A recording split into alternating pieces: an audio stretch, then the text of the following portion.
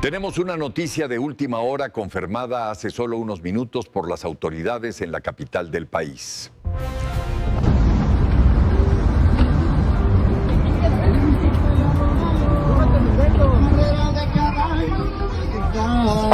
¿Ya la prendieron? ¡Súbete! Un equipo armado. Al del taxi. Mira, al del taxi, súbete.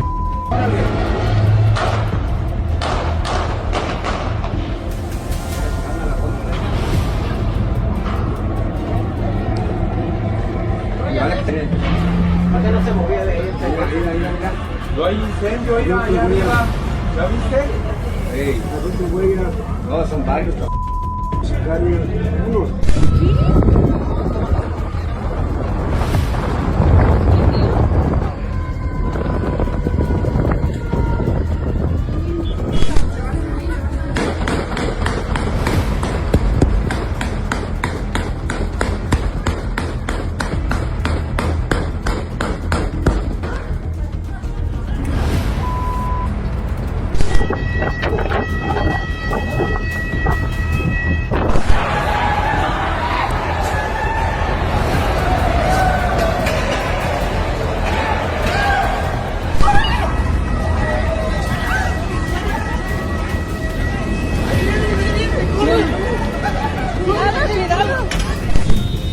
Puras 4 letras, hijos de madre, a la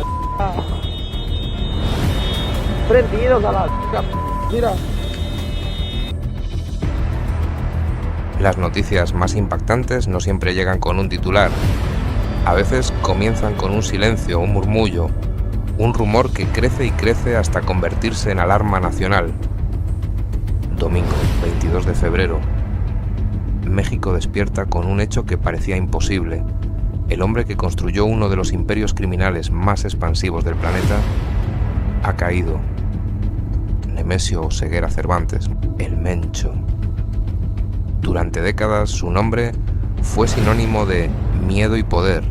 Aparecía en listas negras internacionales, en informes secretos de agencias de inteligencia y en portadas de medios nacionales, e internacionales. Su rostro y su historia se contaban como leyenda negra y ahora, según los reportes oficiales, está muerto. Pero si piensas que esto significa el fin del CJNG, estás equivocado, porque cuando un imperio pierde a su rey, la estructura no desaparece, se transforma y muchas veces arde. Las primeras imágenes que circularon en redes y noticieros no dejaron lugar a dudas. Autos incendiados, carreteras bloqueadas, ráfagas de armas largas.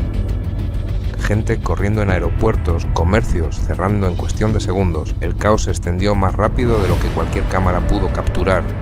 No es ficción, es la respuesta organizada de un cártel que no acepta rendirse.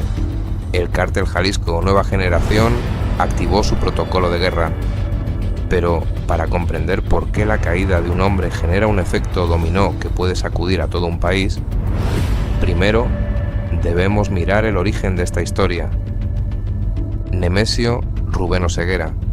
Cervantes nació el 17 de julio de 1966 en Aguililla, Michoacán, un pueblo marcado por la pobreza, la migración y la presencia histórica de grupos criminales. La vida rural y el trabajo agrícola fueron su primer mundo. Aguacates, herramientas, campo y la sensación de que la vida podía ser dura pero predecible. Pero su destino no iba a ser predecible. Adolescente cruza a Estados Unidos. Allí conoce la cárcel, condenado por tráfico de heroína en los años 90. Experimenta el sistema penitenciario, conoce la cadena de distribución internacional y aprende de la logística del narcotráfico. Deportado a México, regresa con una identidad dual, oficial y criminal. Se convierte en policía municipal en Cabo Corrientes, Jalisco. Un uniforme, una placa, un arma, una fachada de legalidad que pocos podían cuestionar. Pero su verdadera trayectoria apenas comenzaba. Fundó el cártel Jalisco Nueva Generación sobre las ruinas del cártel del Milenio. Introdujo un nivel de violencia y disciplina militar nunca visto en México. El CJNG no creció como un cártel tradicional, basado únicamente en el territorio o el miedo. Su poder residía en estructura, logística y expansión internacional. Cada movimiento, cada alianza y cada acción estaban calculadas.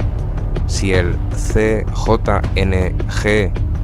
cotizara en bolsa, podría competir en rentabilidad con gigantes como Google. Presencia en más de 65 países, rutas en América, Europa, África y Oceanía. No solo tráfico de drogas, logística, finanzas, diversificación criminal. Una multinacional del crimen bajo un solo líder. Para entender la magnitud de este imperio necesitamos mirar el mapa completo. Desde Tapalpa, Jalisco, hasta rutas que cruzan océanos, el CJNG consolidó presencia estratégica. Cada célula operativa tenía funciones definidas: tráfico, lavado de dinero, seguridad, inteligencia. Según reportes citados en varios medios y documentos internos, el Mencho estructuró su organización casi como una corporación: departamentos, jefes de área, protocolos y hasta jerarquía militar. Cuando hablamos de violencia, no solo hablamos de asesinatos o balaceras, hablamos de mensajes calculados, autos incendiados, bloqueos de carreteras, ataques a puntos estratégicos, todo para generar control y miedo. Las finanzas también reflejan este modelo corporativo: diversificación en bienes raíces, negocios legales de fachada, inversiones internacionales, todo supervisado por una línea directa de confianza que garantizaba flujo de capital, comunicación segura y discreción. Y mientras el mundo miraba los titulares, el Mencho consolidaba un imperio que funcionaba incluso sin su presencia directa en cada ciudad o país. Tapalpa, Jalisco, pueblo mágico, pero también último refugio de uno de los hombres más buscados del mundo. El operativo que terminó con su vida fue una coordinación precisa entre el ejército mexicano y agencias de inteligencia estadounidenses. Planificación detallada, entradas sincronizadas, información de inteligencia minuto a minuto. Las fuerzas especiales ingresan a la zona, intercambio de disparos, bajas y heridos. Y en medio de esa confrontación, según fuentes oficiales, Nemesio no logra sobrevivir. Pero aquí viene el detalle que define la historia: eliminar al líder no destruye la estructura, solo la pone a competir internamente. 3 nombres surgen como posibles sucesores: Gonzalo Mendoza Gaitán, alias El Sapo, o el 90, Ricardo Ruiz Velasco, alias el RR, Audias Flores Silva, alias El Jardinero. 3 hombres, 3 estilos de liderazgo, 3 escenarios posibles para el futuro del CJNG. Si uno consolida rápidamente, la organización mantiene cohesión. Si hay fractura, lo que sigue es guerra interna. Y la guerra interna no se queda dentro del cártel. Afecta carreteras, aeropuertos, ciudades enteras. Cuando el Mencho cae, México no solo observa la noticia, la siente. Las primeras horas fueron de caos absoluto: carreteras bloqueadas, vehículos incendiados, reportes de balaceras en múltiples estados. Jalisco lideraba la lista, pero pronto Colima, Guanajuato, Michoacán y Tamaulipas se sumaron a la tensión. Aeropuertos y puertos marítimos activaron protocolos de seguridad. Hoteles de lujo observaron columnas de humo desde la distancia. Comercios cerraban de golpe, mientras ciudadanos corrían en busca de refugio. ¿Por qué una caída genera semejante reacción? Porque el CJNG no es solo un cártel, es un sistema de control territorial, y el vacío de poder dispara conflictos internos y demuestra fuerza al exterior. Según reportes de Milenio y Televisa, la violencia inicial se centró en narcobloqueos estratégicos, ataques a rutas de tránsito y advertencias públicas a rivales. Aquí viene un detalle que pocos analizan: cada bloqueo, cada fuego encendido no es casualidad, es mensaje, es demostración de que la organización sigue viva, que sus líderes sustitutos no temen actuar y que el miedo sigue siendo su moneda más fuerte. Mientras México ardía, el Mencho había dejado detrás un imperio financiero. La riqueza del CJNG no se limita al narcotráfico, incluye bienes raíces, negocios de fachada, inversiones internacionales y diversificación en múltiples industrias. Los analistas calculan que si el cártel operara en el mercado bursátil, tendría rentabilidad comparable a empresas de tecnología global, presencia en más de 65 países, con rutas activas desde América hasta Europa, Asia y África. Pero la clave no está solo en la magnitud, está en la estructura. Cada célula del cártel funciona como departamento: tráfico, seguridad, inteligencia, finanzas.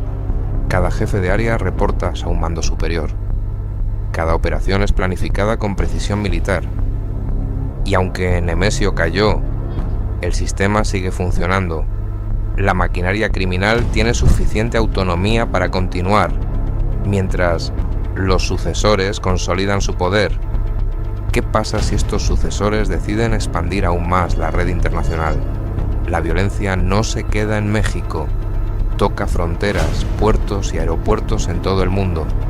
Con el Mencho detenido y Nemesio muerto, el mando se disputa entre tres figuras: Gonzalo Mendoza Gaitán, alias El Sapo, o el 90, líder del grupo élite; Ricardo Ruiz Velasco, alias el RR, brazo armado y operador táctico, Audias; Flores Silva, alias el Jardinero, hombre de confianza de Nemesio. Cada uno tiene estilo, estrategia y ambición propia.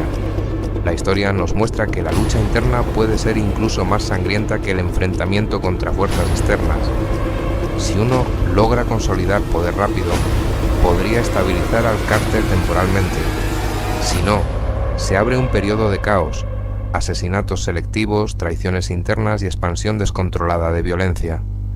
El análisis de expertos indica que los cárteles de estructura corporativa como el CJNGE pueden absorber la caída de un líder, pero el precio es una escalada temporal de violencia.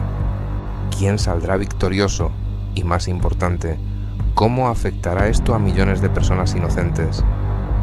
El Mencho no era solo un criminal, era un estratega. Cada movimiento estaba pensado, cada operación tenía consecuencias inmediatas.